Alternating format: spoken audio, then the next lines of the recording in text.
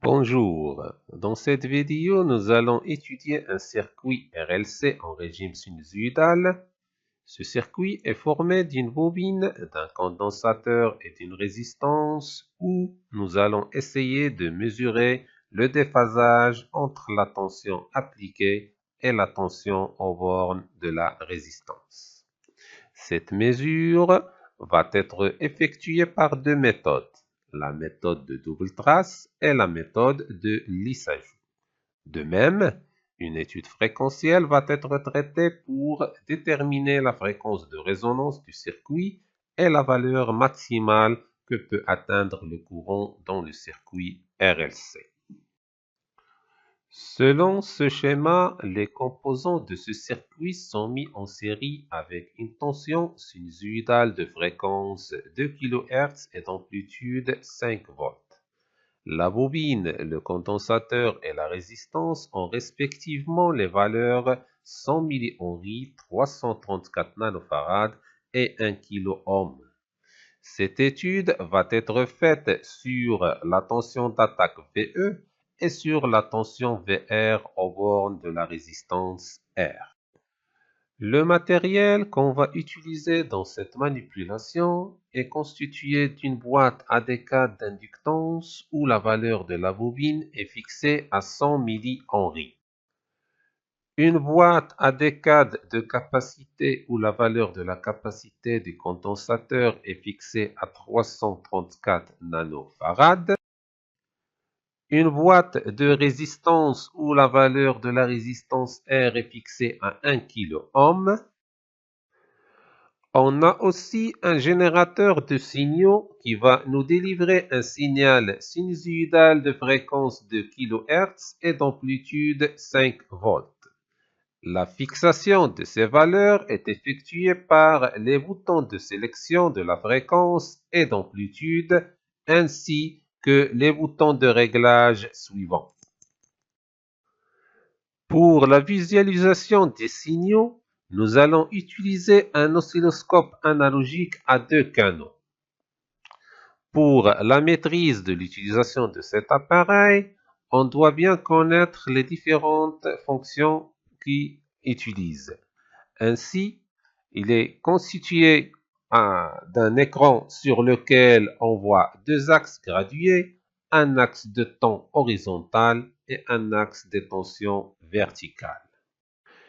Le contrôle de l'axe de temps s'effectue par un bouton qui permet le déplacement du signal horizontalement et un bouton de calibre de temps où apparaissent plusieurs calibres variant de 0,5 microsecondes par division jusqu'à 0,5 secondes par division.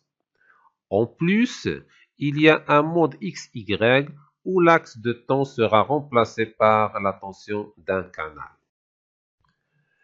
Après avoir sélectionné le canal du travail par le bouton de sélection des canaux, le contrôle de l'axe des tensions s'effectue par un bouton qui permet le déplacement du signal verticalement et un bouton de calibre de tension où apparaissent plusieurs calibres variant de 5 mV par division jusqu'à 5 volts par division. En plus, il y a un bouton qui permet la sélection de la nature de mesure. Cette mesure, qui doit être effectuée en régime alternatif AC ou en régime continu DC. Avant chaque lecture des valeurs sur l'écran de l'oscilloscope, nous devons régler le zéro du signal en mettant ce bouton sur GNT. Après avoir réglé les valeurs des composants du circuit RLC, de même l'amplitude et la fréquence de la tension d'attaque VE, nous réglons le calibre de temps à 0,1 millisecondes par division et les calibres des tensions des deux canaux à 2 volts par division. Sur l'écran apparaissent les deux tensions VE et VR et qui sont décalées. Ce décalage de temps représente le déphasage que nous allons calculer. À partir de ces oscillogrammes, nous pouvons déterminer et calculer la période et l'amplitude crête à crête de chaque signal comme il est montré sur cette image et évidemment, sans oublier de multiplier chaque mesure sur l'écran par le calibre correspondant. Pour la mesure de la période, il faut multiplier la mesure sur l'écran par le calibre de temps 0,1 milliseconde par division. Et pour la mesure de l'amplitude crête à crête, il faut multiplier la mesure effectuée sur l'écran par le calibre de tension 2 volts par division. Ce qui nous donne une valeur de la période est égale à 0,5 millisecondes et une valeur de la tension crête à crête est égale à 10 volts. Pour la mesure de déphasage entre les deux signaux VE et VR par la méthode de double trace et pour minimiser l'erreur de lecture, nous allons fixer le calibre de temps à 50 microsecondes par division. Pour le calcul de l'écart de temps, on mesure la distance qui sépare les deux signaux, c'est-à-dire la distance delta L, qui est égale à 1,2 cm. Par conséquent, l'écart de temps est donné par l'expression suivante qui est delta de L fois le calibre, ce qui nous donne une valeur de l'écart de temps égale à 0,06 millisecondes. Or, le déphasage phi est lié à l'écart de temps par la relation suivante et qui est égale à oméga que multiplie l'écart de temps, ou bien 2πf, c'est-à-dire la fréquence du signal que multiplie l'écart de temps, tout calcul fait va nous donner un déphasage qui est égal à 0,7536 radians. Pour la mesure de déphasage entre les deux signaux VE et VR par la méthode de Lissajous, nous allons mettre le calibre de temps en mode XY. Nous mettons les boutons de sélection des deux canaux au GND et nous réglons le spot au point 0 en utilisant les boutons de déplacement horizontal et vertical. Après le réglage, nous mettons les boutons de sélection en mode AC et nous aurons une ellipse centrée en 0. Le déphasage phi peut se calculer en mesurant la distance AB et CD selon le schéma suivant. Ainsi, la distance CD est égale à 2,4 cm et la distance AB est égale à 3,4 cm.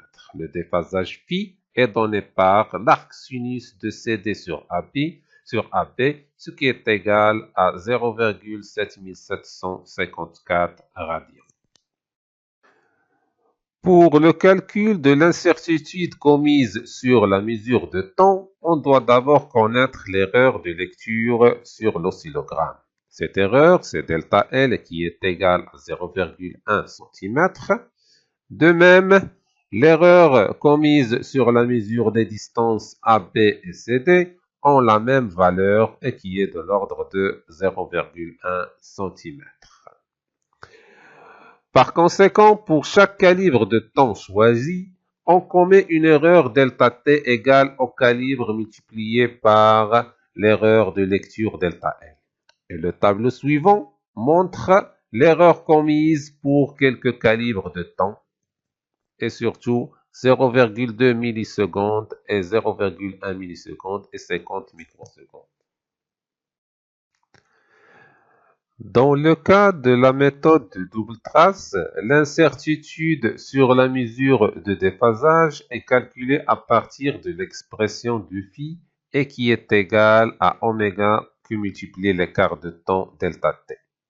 Ce qui nous donne une incertitude de déphasage égale à oméga que multiplié l'incertitude temporelle plus l'incertitude sur oméga multiplié par l'écart de temps.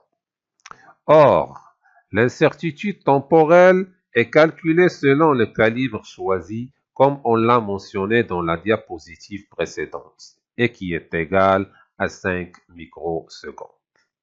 La fréquence et son incertitude sont calculées selon les expressions suivantes, où l'incertitude de la mesure de la période est égale à l'incertitude temporelle delta de t.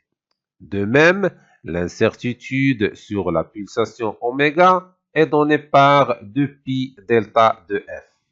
Par conséquent, la valeur de l'incertitude de mesure de déphasage par la méthode de double trace est égale à 0,0628 radians. Le calcul de l'incertitude de mesure par la méthode de Lissajous peut se faire à travers l'expression donnant le déphasage phi. En utilisant le log à chaque terme de cette expression et en dérivant, on obtient l'expression suivante. Ainsi, le déphasage phi sera donné et calculé à partir de l'expression suivante et qui donne une valeur de 0,0096 radians.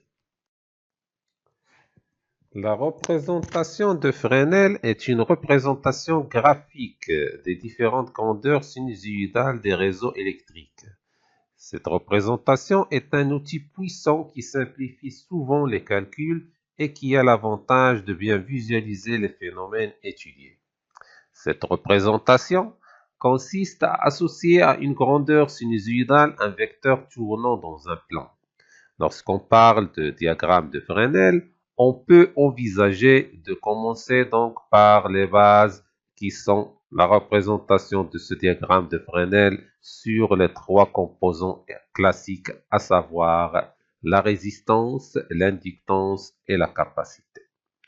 Dans le cas de la résistance, si nous voulons tracer le diagramme de Fresnel, on regarde l'expression mathématique qui lie la tension et le courant. On représente sur l'axe des abscisses l'élément dit de référence, dans notre cas c'est le courant I, et on trace le deuxième élément par la relation liant le courant et la tension, ce qui donne la tension VR. Ainsi, le courant et la tension sont collinéaires, ce qui nous donne un déphasage nul. Dans le cas d'une bobine, on a la tension est en quadrature de phase avec le courant, c'est-à-dire le déphasage entre le courant et la tension est pi sur 2. Pour un condensateur, la tension est en retard de phase par rapport au courant et le déphasage est égal à moins pi sur 2.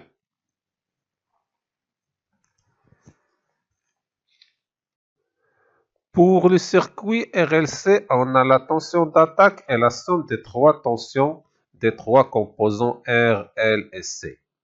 La représentation de Fresnel de cette tension est donnée par le graphe suivant, où on voit clairement que le déphasage entre la tension d'attaque et le courant dépend des valeurs des tensions aux bornes de la bobine et du condensateur.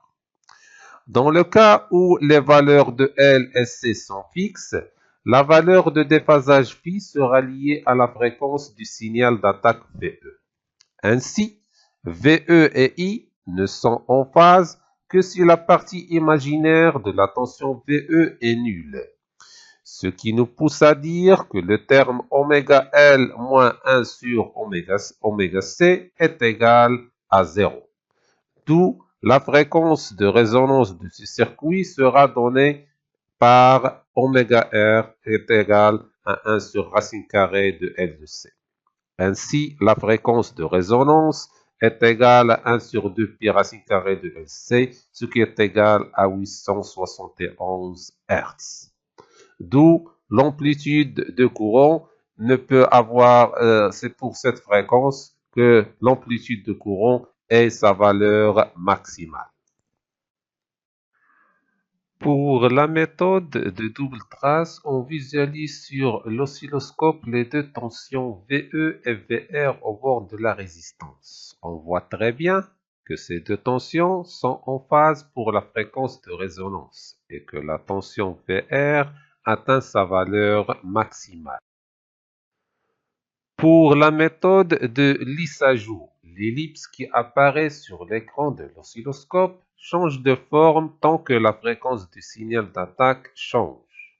Quand cette ellipse a l'allure d'un segment, on peut dire qu'on a atteint la fréquence de résonance du circuit. Pour tracer la variation de l'amplitude de la tension VR en fonction de la fréquence du signal d'attaque VE, on a essayé de prélever les valeurs de la tension VR pour différentes valeurs de la fréquence, d'où le tableau suivant. À partir de ces mesures, nous avons tracé la courbe donnant le courant I dans la résistance en fonction de la fréquence du signal d'attaque. Ce courant est donné par l'expression VR sur R et on voit très bien que ce courant augmente avec la fréquence et passe par un maximum pour la fréquence 850 Hz, ce qui correspond à la fréquence de résonance du circuit RLC.